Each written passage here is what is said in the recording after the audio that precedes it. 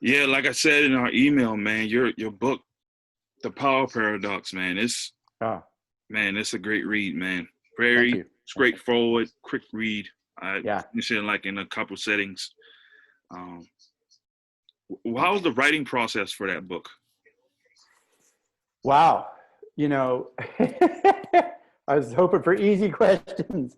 Uh, um, so, what happens for me, Ramon, is like I do, my first form of writing is academic articles. Right. And so for 15, 20 years, I had been publishing articles about power, right? And power and the abuse of power and inequality and the stuff that you read about. And then I reached critical mass and I just this of findings. And I was just like, and I teach the power paradox a lot, like to leaders and teachers and medical doctors and judges.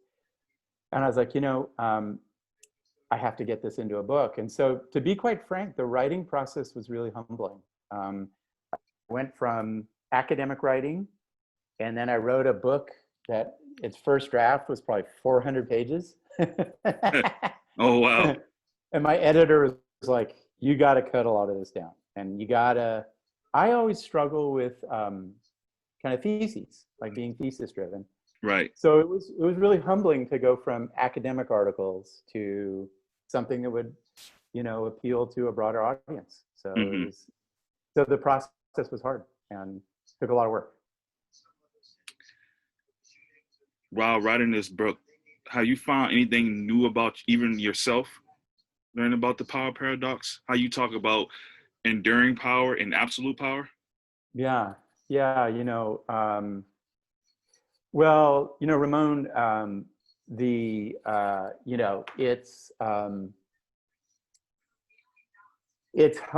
I think one of the key things of the power paradox is it happens to everybody.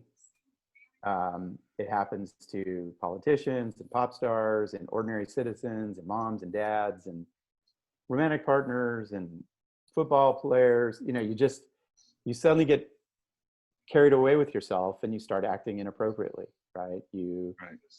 put people down, you lose your sense of empathy, you call people by the wrong name, you take something, you break ethical laws. And that, the older you get, you do have these, you know, uh, and you will rise in status in the world. And as I did, and it really was a reminder, like, man, watch out, do not be an asshole. Like, the people you see who are abusing their power. So it gave me some insight. It really, one of the most profound ways that it changed my life is in today's 21st century work, someone like me who has a lab, I'm only as good as the people around me. And I started to realize, like, if I empower other people, that's my best contribution. That's the basis of my enduring power, is for young people around me and graduate students and people I interact with to feel like they have voice and to be strong. And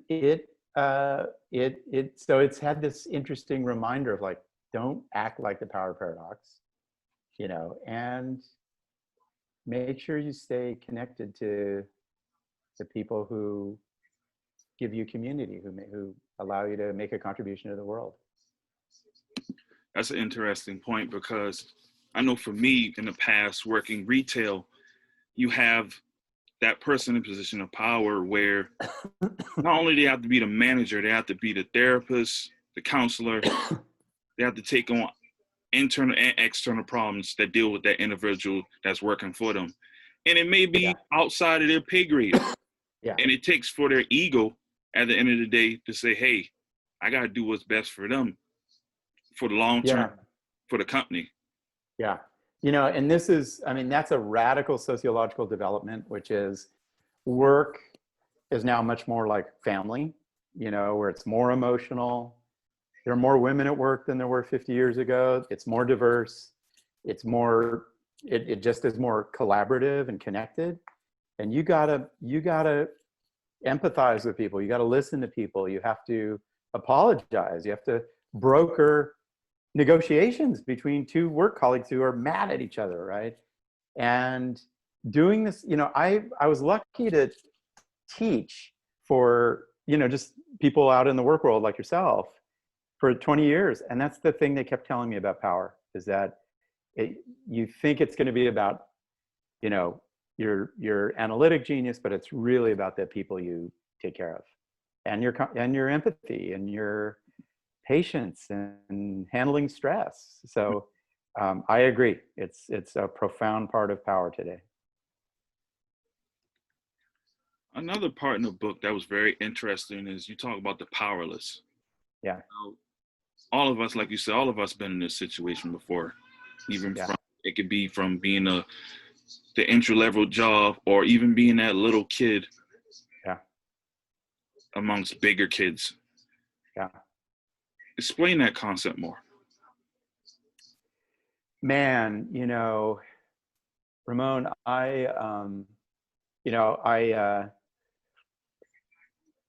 wow. When you write a book, right? You kind of, and I hope you write a book someday.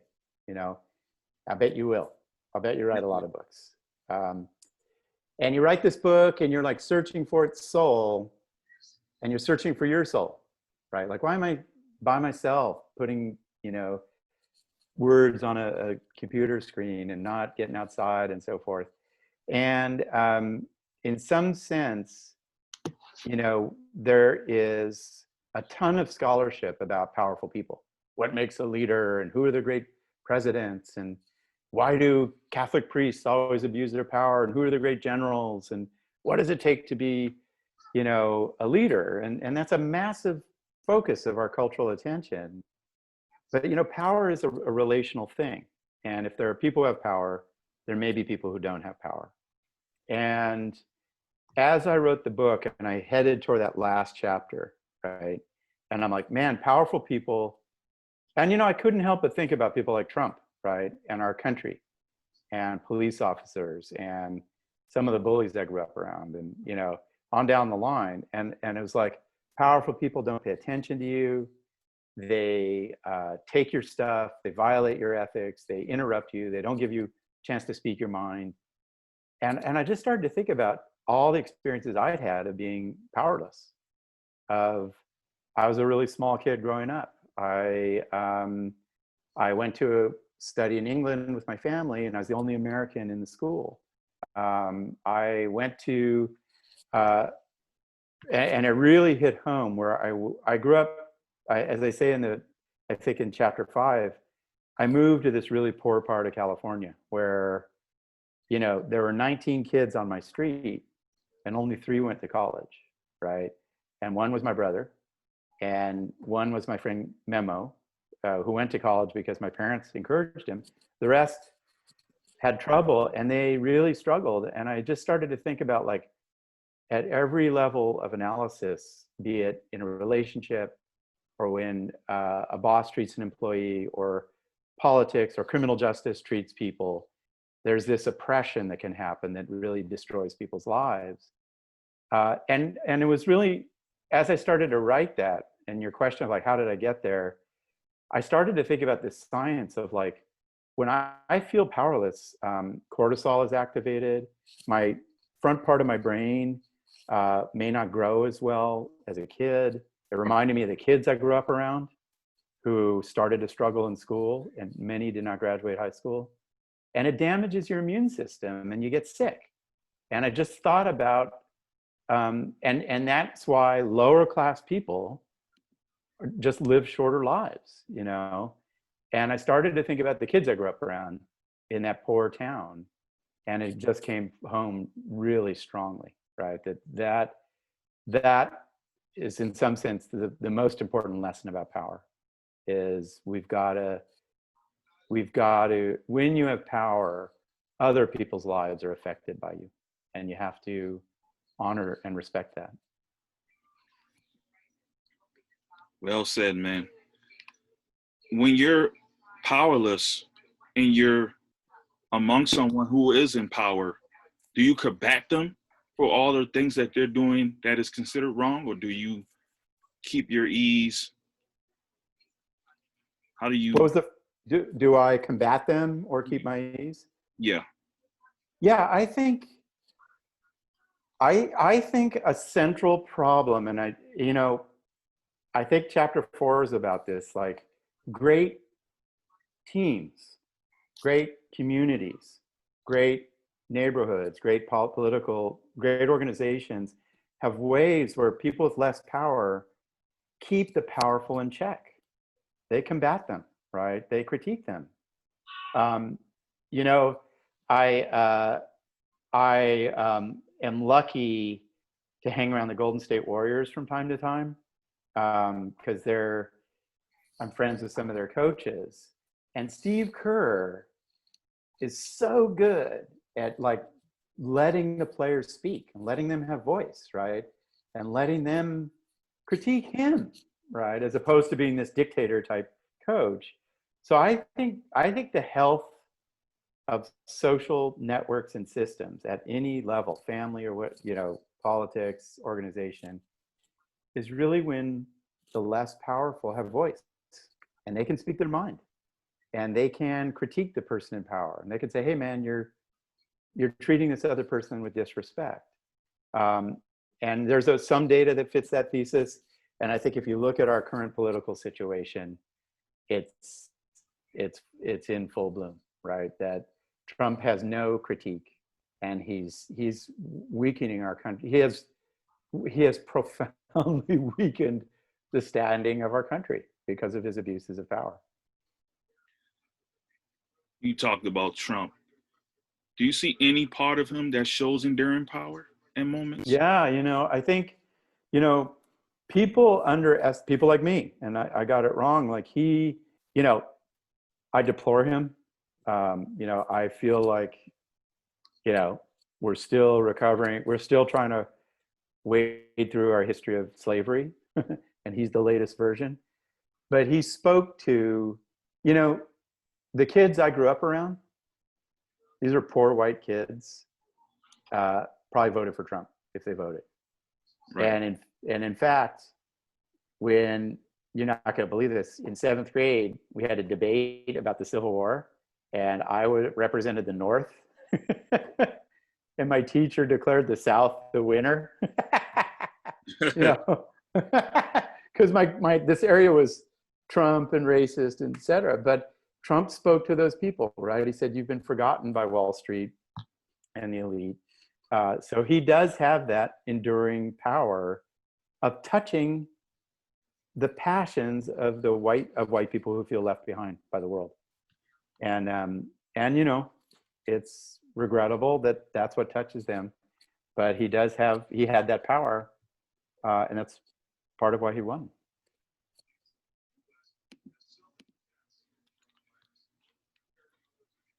In the last chapter, The Price of Powerless, you said that powerless is the greatest threat to a person's promise of contributing to society, as well to their individual health and being. Now,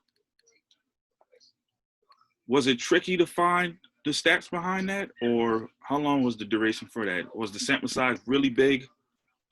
Man, thank you for asking that, Ramon. I mean, I could have written this book, in some sense, that's what I was most excited about. The abuses of power, rich people driving through, pedestrian zones, taking money, taking candy from kids. We all know that happens, right? And to me, and that got a lot of attention from the book. But to me, it was really striking, Ramon, and you should think about this for grad school. Over in public health and health science, like at Harvard School of Public Health, Berkeley School of Public Health, people started to discover that if you're born poor, like the kids I grew up around, I wasn't born poor, I was born into a middle-class family, you're going to live a shorter life. And those are huge samples, right? Huge. And that finding is replicated in every country. If you're born poor, studies are finding your brain starts off the same size as if you're born wealthy, but because of powerlessness and poverty, your brain grows differently than if you have a lot of resources around you, right? Right. If you're born poor, you you are vulnerable to all kinds of disease. And so when I look at, and it really, when you just, those studies are some of the most robust findings in our country, in the science of the powerlessness really compromises your health. You're more vulnerable to anxiety disorders, which are costly. It compromises your opportunity to innovate and to create. And I think that's, when COVID hit, and it first hit in New York City, and the day before it hit, I taught my Science of Happiness class this literature, which is the health disparity literature. Mm-hmm. And that literature says, wow, in areas where there's a lot of poverty and inequality, like Berkeley, it costs people their lives, right? Because it hurts our immune systems. And then COVID, as it unfolded, it just went straight after poor people, right? And people with pre-existing conditions, which are caused by powerlessness. When you don't feel powerful, when you feel powerless, your immune system's hyperactivated, your cortisol is very high, and those two processes make your body really vulnerable, right? And that's why when I give the talk now, Ramon, and I talk about the kids on my road who are all white, but extremely poor, they were dying young, including my brother, who battled some of the stresses of growing up like that, so if we solve the problems of racism, inequality, and coercion and powerlessness, we will have a massively healthier culture. Our life expectancy will change, and the functioning of our society will change. So, and it's hard. I hope you make that point really forcefully, because you just it's hard for Western European white Americans to think like that. They're just like, wait, what are you talking about? I thought it was all individual choice, or, but that's just the raw fact. There are huge studies on this of, if we don't beat that, we aren't going to be a healthy country. Oh yeah, definitely, man, because it's imperative that people understand now life is socially constructed. And what I mean by that is it changes due time and place. How it is in the early 1900s is not how it is now. Everything from race, religion, even genetics. So. No, and our work found, just on that theme, like, powerful people, wealthy people don't appreciate how constructed our lives are, right? They don't realize, and this was made clear to me when we moved from a middle-class neighborhood to a poor neighborhood. Like, wow, when you're in a poor neighborhood, you don't have fancy parks. You don't have great swing sets for the kids to play on. You don't have after-school programs and beautiful baseball fields. We had none of that in this neighborhood. And that's what allows kids to flourish, right? And wealthy people think it's all about their individual choice and their talent. And they don't realize how important the context is.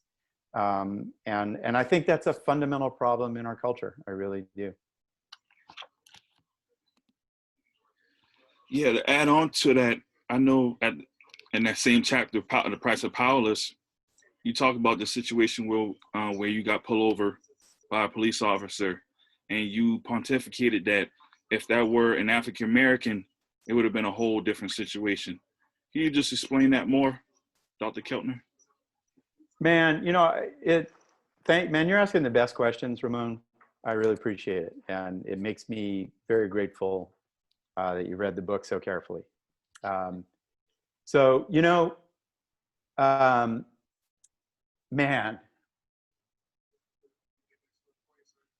So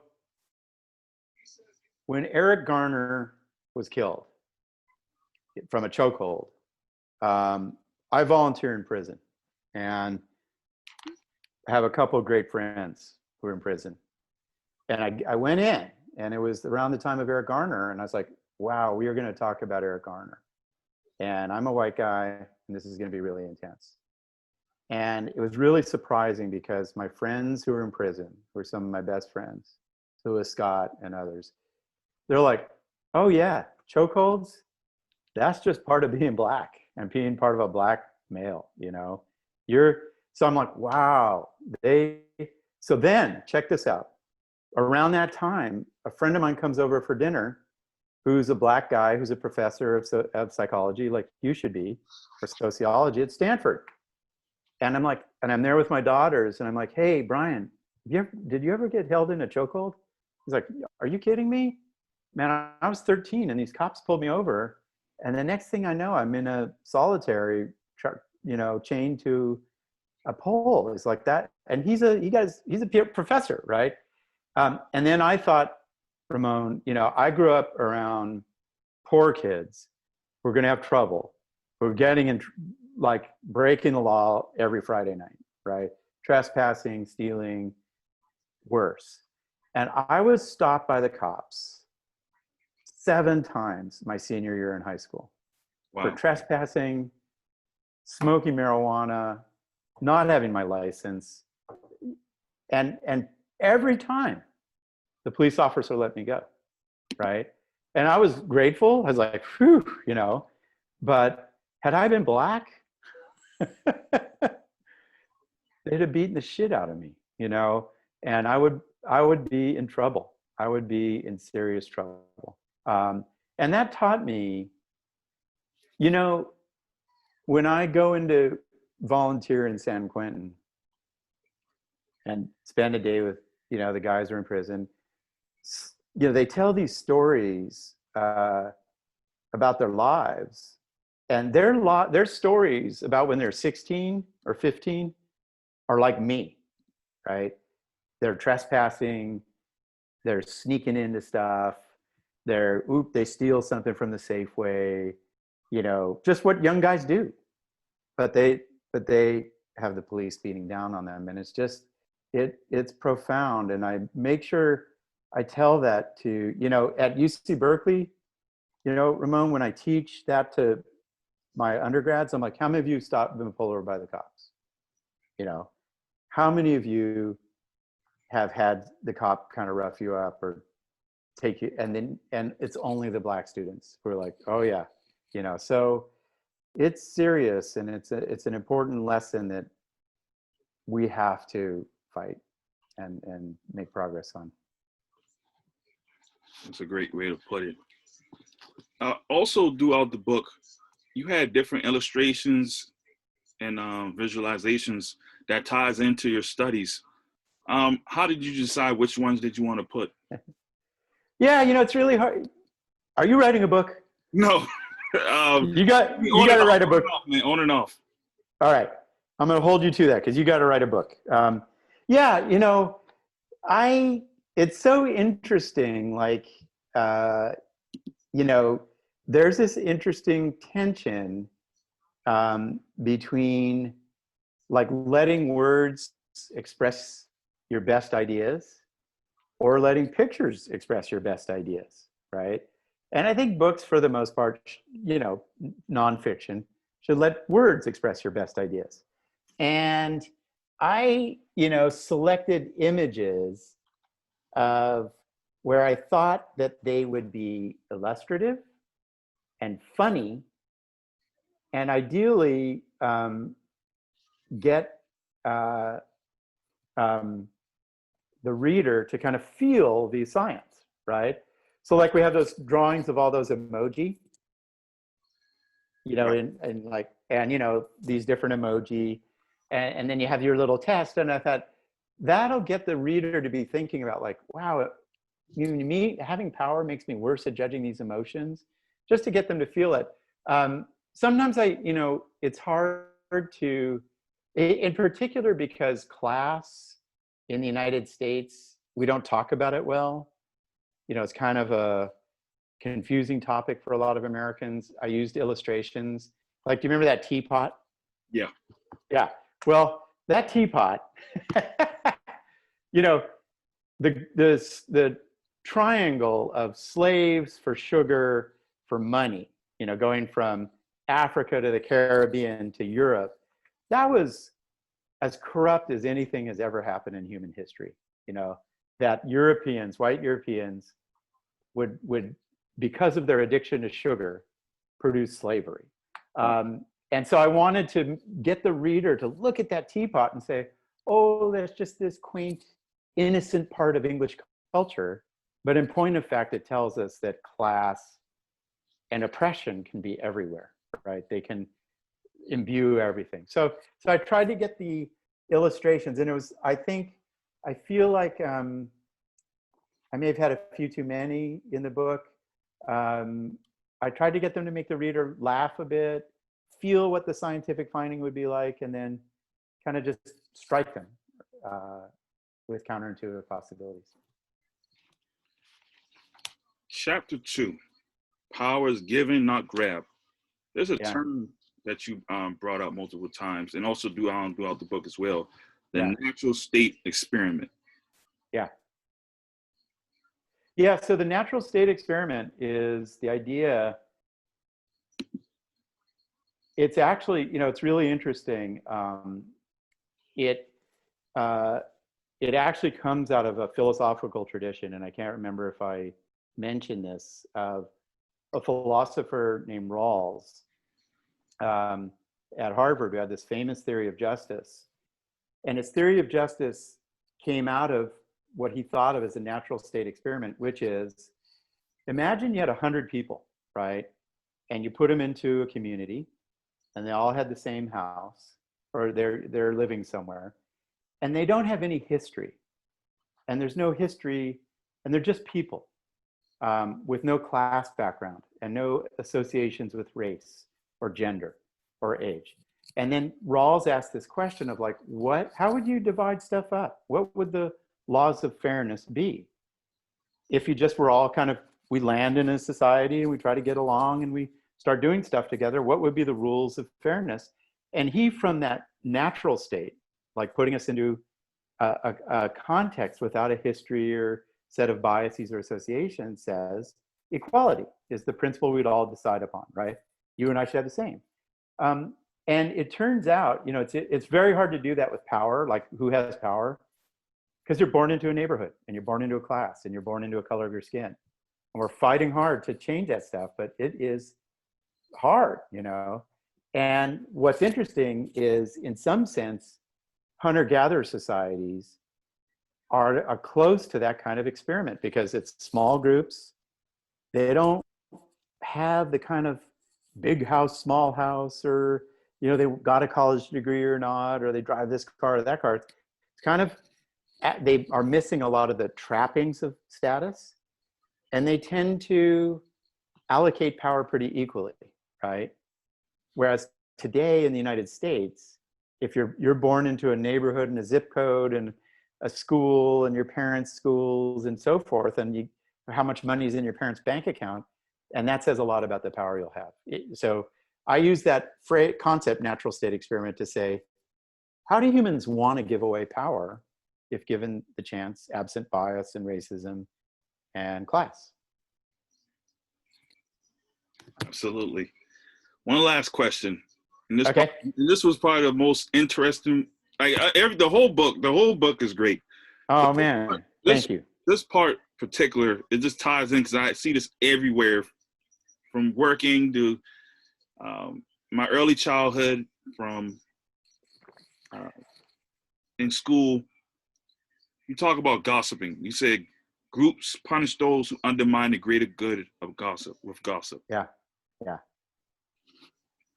Can you elaborate on that? Because I see how managers can get into that, not knowing the long-term effect of that. Maybe they're talking about an individual, that has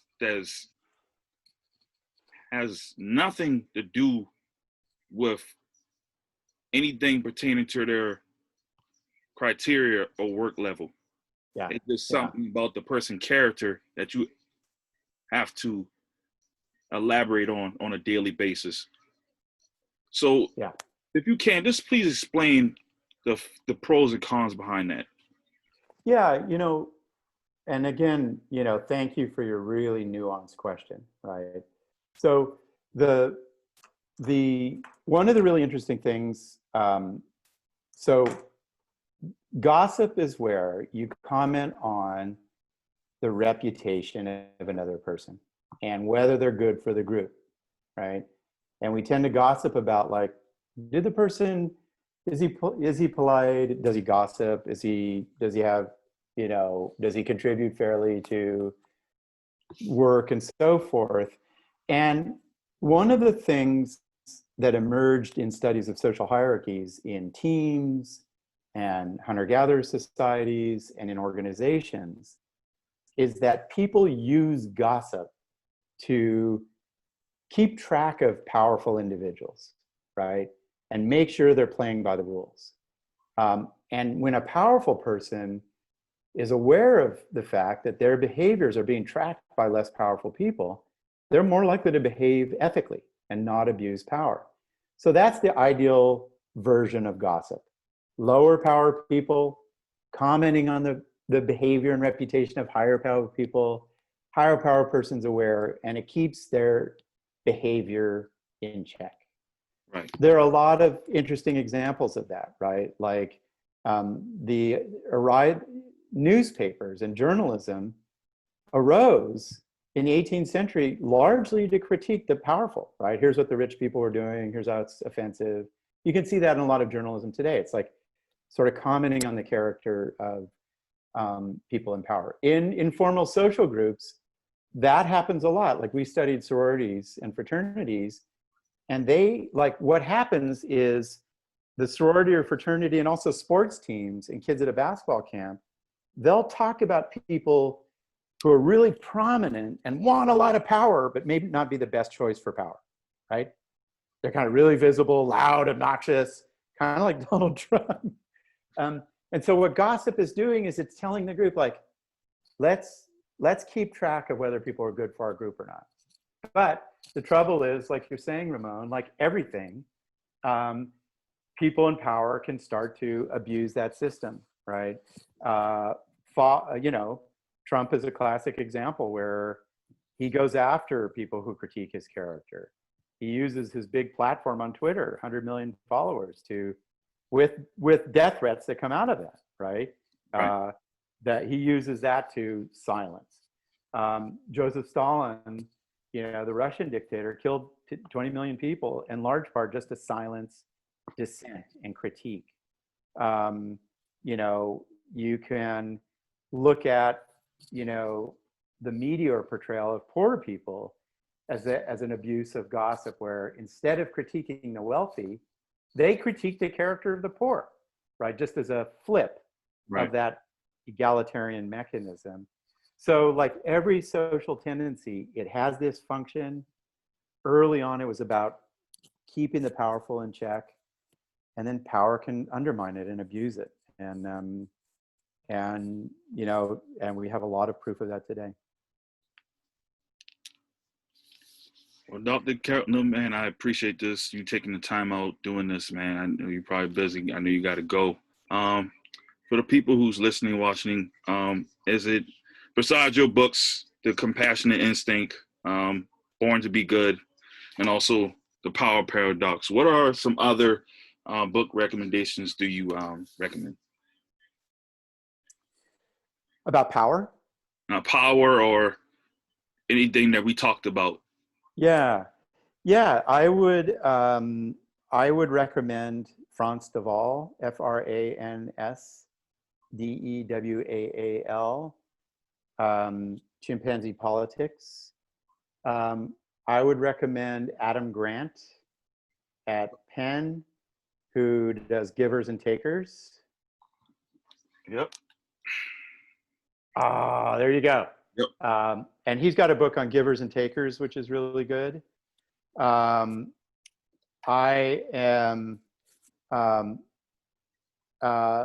a guy, who has a really good book out on inequality, Payne, Jonathan Payne, what's his name? And then I am dying to read Isabel Wilkerson's Caste, Okay. because that's, you know about her. It's coming out August 4th. Okay. And what I'm hearing is she's saying the US has this caste system like India, right? Where those kids I grew up around are in, you know, it starts to explain that. There's a, Michelle Alexander's The New Jim Crow blew my mind. It transformed, and you have, you know, a lot of white people don't know about that. You know, they just don't, and that's the powerlessness. If you've got a criminal justice system that's coming after you, that's hard. And so to me, that's at the top of the list. Like I said, Dr. Keltner, man, I appreciate you taking the time out doing this, man. We got to follow up soon. All right. And